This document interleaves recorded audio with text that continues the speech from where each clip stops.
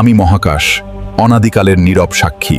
আজ শোনাব সেই প্রলয় যুদ্ধের কথা, যেখানে অন্ধকার গ্রাস করতে চেয়েছিল খোদ মৃত্যুকে। অন্ধকাসুর, যার দম্ভে ম্লান হয়েছিল নক্ষত্রের আলো। তার প্রতিটি রক্তবিন্দু থেকে জন্ম নিচ্ছিল হাজারো নতুন দানব। তখনই জেগে উঠলেন কালভৈরব, মহাকালের রুদ্র অবতার।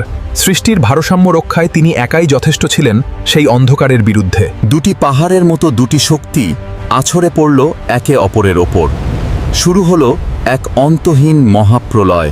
ত্রিশূল আর গদার ঝনঝনানিতে আকাশ থেকে পাতালে আগুন ঝরতে লাগল। কেউ এক চিলতেও জায়গা ছাছে না এই মরণপণ যুদ্ধে। কালভৈরবের প্রতিটি আঘাত বিদ্ধ করল দানবের বুক। ঘাত প্রতিঘাতে কেঁপে উঠল ব্রহ্মাণ্ডের প্রতিটি ধূলিকণা।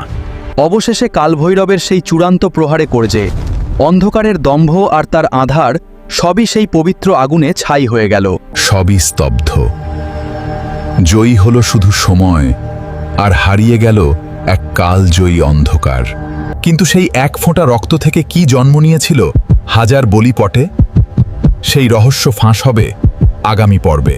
মহাকালের এই মহাযাত্রায় সঙ্গী হতে লাইক দিন আর ফ্যাক্টস মিস্টারি বাংলাকে সাবস্ক্রাইব করুন।